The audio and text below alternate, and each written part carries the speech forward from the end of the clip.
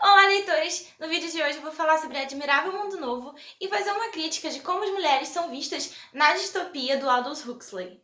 Primeiro de tudo, eu quero deixar claro que eu não tô pegando o Admirável Mundo Novo e querendo jogar no lixo o livro. Claro que não. Essa é uma análise específica que eu tive a partir da leitura, algo que me incomodou muito e eu queria trazer para vocês essa reflexão. Mas eu reconheço a obra, as previsões que o Huxley fez durante o livro e se concretizaram de certa forma, além da crítica que ele tem forte. Claro que o livro é muito mais sobre uma crítica muito forte sobre a tecnologia e o que até onde a tecnologia vai levar a gente. Primeiro de tudo, eu preciso dar um pouquinho do contexto em que vivia o autor e como as mulheres estavam sendo vistas, o que estava acontecendo naquela época.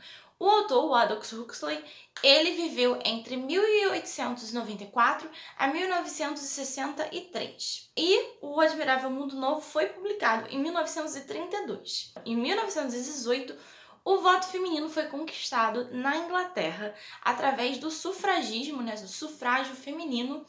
Estava tendo muito movimento, antes um pouco e durante, estava tendo muito movimento feminista por direitos, buscando direitos das mulheres. Em 1920 a 1930, né, nessas décadas de 20 e 30, ganhava muita força a visão da mulher moderna, que era a mulher que saía para trabalhar, que fazia o que queria, mas não podia perder a sua feminilidade. O que quer dizer isso?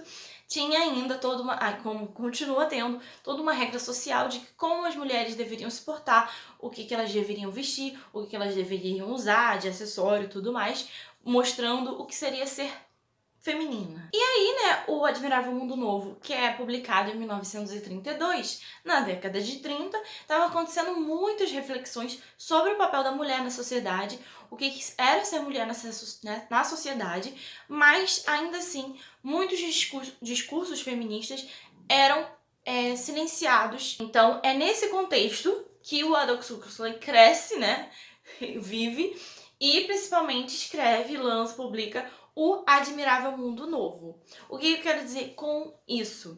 É que não tinha como o seu conservadorismo, que o autor é conservador, né? Não tinha como ele não colocar pensamentos machistas e conservadores, não tinha como não colocar, na verdade, dentro de Admirável Mundo Novo. E essa é a questão que eu vou começar a abordar agora. Vamos começar a polêmica. Dando só uma sinopse aqui para quem não conhece Admirável Mundo Novo, se conhece, dá uma puladinha aí. A Terra está dividida em 10 regiões administrativas, aconteceu muitas guerras e aí eles resolveram dividir a Terra nessas 10 regiões e só existem 2 bilhões de pessoas no mundo, porque eles controlam o nascimento das pessoas com a criação de seres humanos geneticamente, em laboratório. Não existe mais a figura do pai, nem da mãe, e nem pode ser pai nem mãe nessa sociedade. As pessoas são criadas geneticamente nesses laboratórios e com base numa sociedade de castas. Então, eles criam lá a pessoa para ser trabalhador braçal, né? E a pessoa que vai ser que vai comandar, que vai trabalhar comandando, assim, eu tô falando de uma maneira muito geral, porque tem especificações toda a sociedade. Então, eles vão dizer que... E também a beleza, né? O padrão de beleza. Então, eles vão botar... essa pessoa tem que ser feia, essa pessoa tem que ser bonita, no padrão que eles escolhem de beleza. Então, é assim que se molda o Admirável Mundo Novo. E eles marcam muito que eles estão em 632 anos depois de Ford.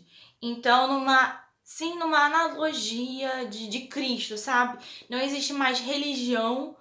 Na verdade, eles vão glorificar, digamos assim, Henry Ford, porque por isso que é depois de Ford, é o Henry Ford do Fordismo, do movimento industrial, da produção industrial em massa, né, da produção dos carros e tudo mais, esse movimento, e marcando muito a crítica do autor à tecnologia.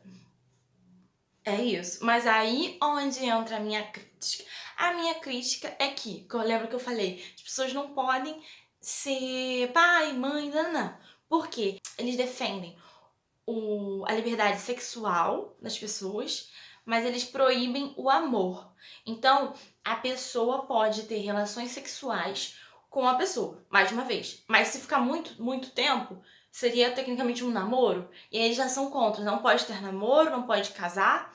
As pessoas têm que ficar trocando de parceiro o tempo todo. Nessa quesito já entra um pouco do conservadorismo do Huxley, porque a distopia, ela é o contrário da utopia. A utopia, para quem não sabe, é o que a gente quer ver, né? O futuro utópico seria o ideal para a humanidade, digamos assim. E o futuro distópico é o que ninguém quer ver, certo? Então, se você já leu 1984, Fahrenheit 451, ou Admirável Mundo Novo, é a distopia. Geralmente o que as pessoas temem que se torne real um dia. E a gente vê muito no Admirável Mundo Novo esses pensamentos conservadores. Tá tudo bem, ele faz uma crítica ali, as pessoas estão relacionando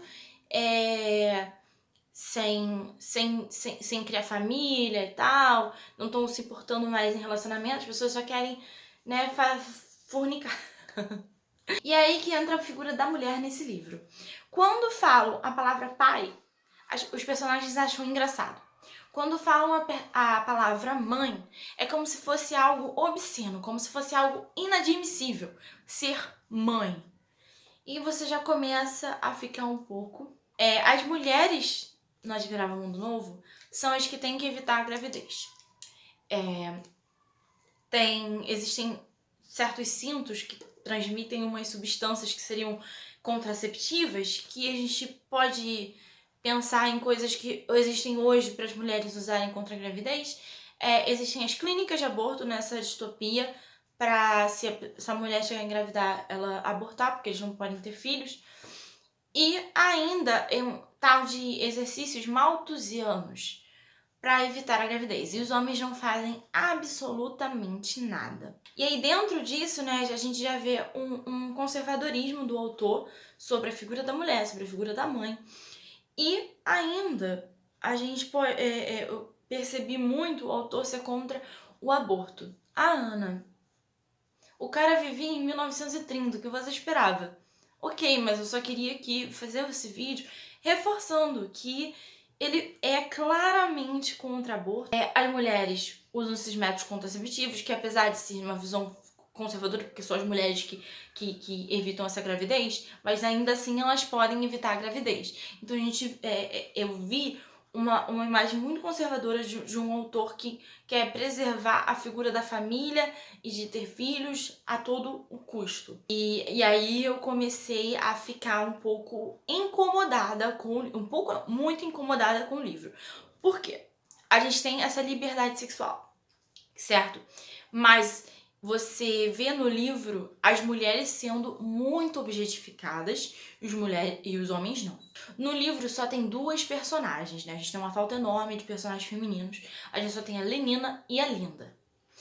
Ambas, né? A Lenina parece muito mais, vou falar um pouco mais da Lenina. Da Lenina só sai palavras fúteis. Ela parece estar incomodada, principalmente com o fato de não poder ficar com o Foster, eu acho que é o Foster, que ela tá querendo relacionar com ele e não pode. Então ela sente-se incomodada com isso, ela quer tal, mas ela não dá um passo à frente sobre isso.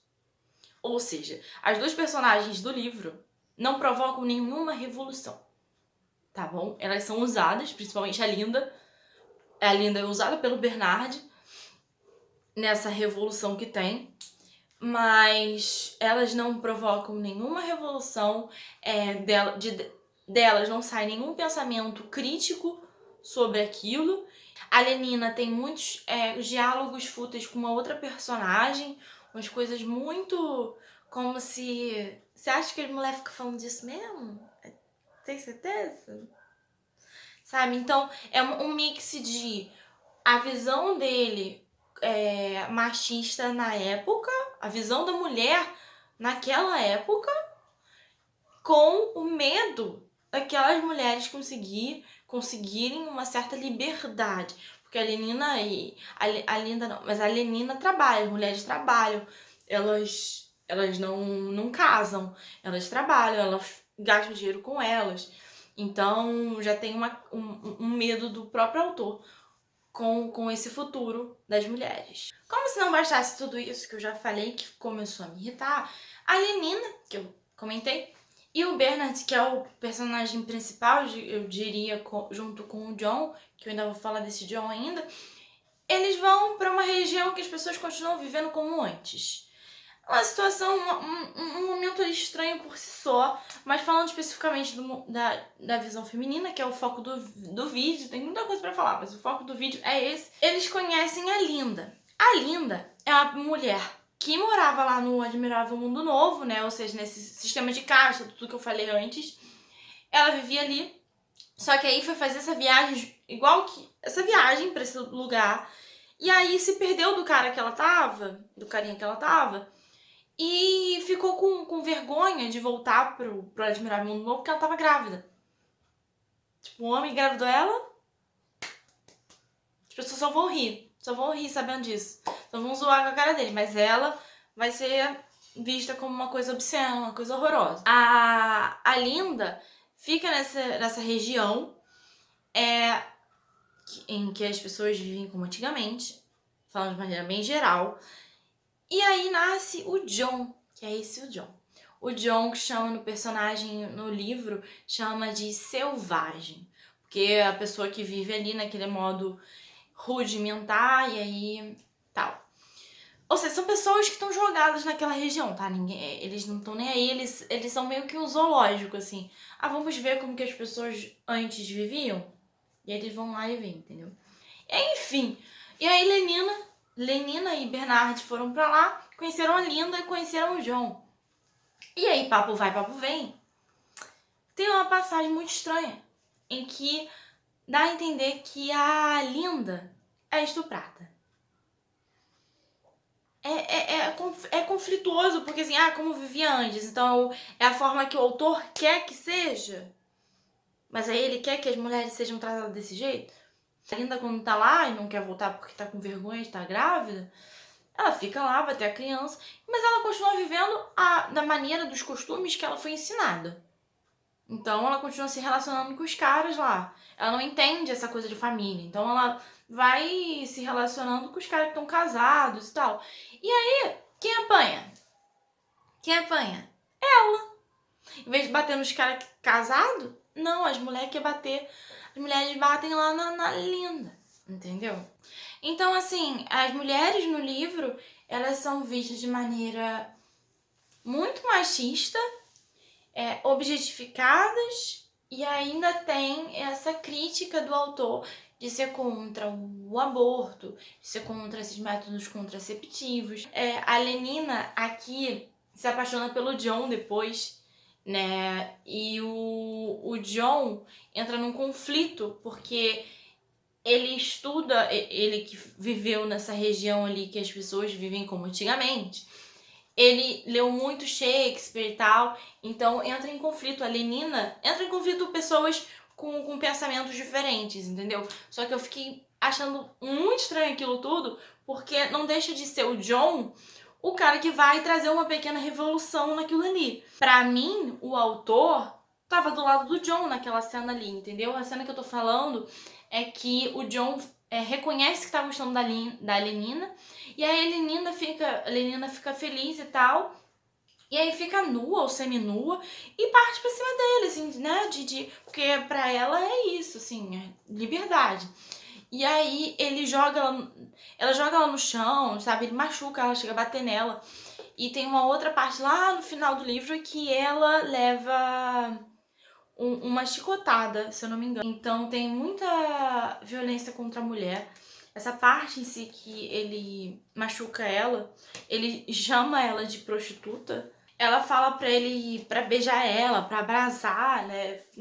Fazer o negócio lá e tal. E aí ele machuca ela, o selvagem tomou-lhe os pulsos, arrancou seus ombros, as mãos de Lenina e a repeliu brutalmente.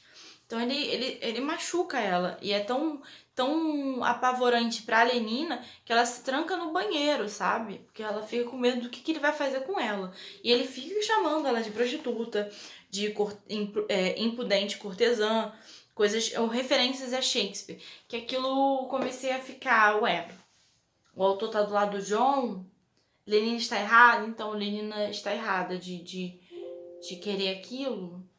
E é isso, eu queria saber se vocês leram O Admirável Mundo Novo e perceberam isso também e se incomodaram com a forma que as mulheres são vistas. E de novo, gente, eu não tô resumindo todo o livro nisso, tá? Eu sei que ele tem muita coisa, mas esse assunto, eu sei que também não é um vídeo nem de resenha, é um vídeo específico sobre como as mulheres são vistas nesse livro, e não só nesse, tá? Eu posso até trazer se vocês quiserem, que em Fahrenheit 451 a gente também tem uma apologia, né? Uma apologia à violência contra a mulher. É essa a crítica que eu tive da figura da mulher por si só nesse livro, delas não participarem de nenhuma revolução, delas serem de ter a mulher como fútil, assim, que até pensa que não tá gostando daquilo, mas não faz nada pra mudar. E aí, por si só, já fiquei irritada com a forma que o Huxley vê a mulher nessa situação. E eu sei que vocês vão falar, poxa, mas ele vivia em 1930. Eu sei. Mas principalmente minha crítica maior mesmo é ele fazer uma distopia em que as mulheres podem abortar, que as mulheres podem trabalhar, em que as mulheres podem terem liberdade sexual, entendeu? Essa é a minha crítica maior. Acho que vale a pena conferir a obra para poder criticar, tá? Você por si só e a gente bater um papo. Se você já pensou sobre isso, você leu o livro, pensou também nisso, mas ou nunca tinha pensado, comenta pra mim que eu queria saber se alguém pensou desse jeito. Eu vi justamente uma forma do autor, do seu pensamento conservador, de diminuir discursos feministas. Eu não tenho a verdade absoluta sobre nada, espero que os amantes de Admirável Mundo Novo não completo não me odeiem. Mas se me odiarem, tudo bem. Mas, de novo, eu não tô desmerecendo a obra do Aldous Huxley. Complementando, eu fiz um estudo, né? Foi difícil, na verdade, porque eu procuro sobre isso e eu não encontro. Eu encontrei um estudo bem bacana que eu vou deixar no link aqui, eu vou deixar o link na descrição do vídeo pra quem quiser olhar, que é um pouco até do que eu falei, dando um contexto sobre a mulher, né, como a mulher era vista ali na época em que o Admirável Mundo Novo foi publicado. Então é isso, eu espero que vocês tenham gostado dessa análise. Se vocês quiserem que eu fale mais sobre, eu posso falar também. Eu posso falar sobre a figura da mulher em 1984, em Fahrenheit 451, se vocês quiserem também. Mas é isso, eu espero que vocês tenham gostado e até o próximo vídeo.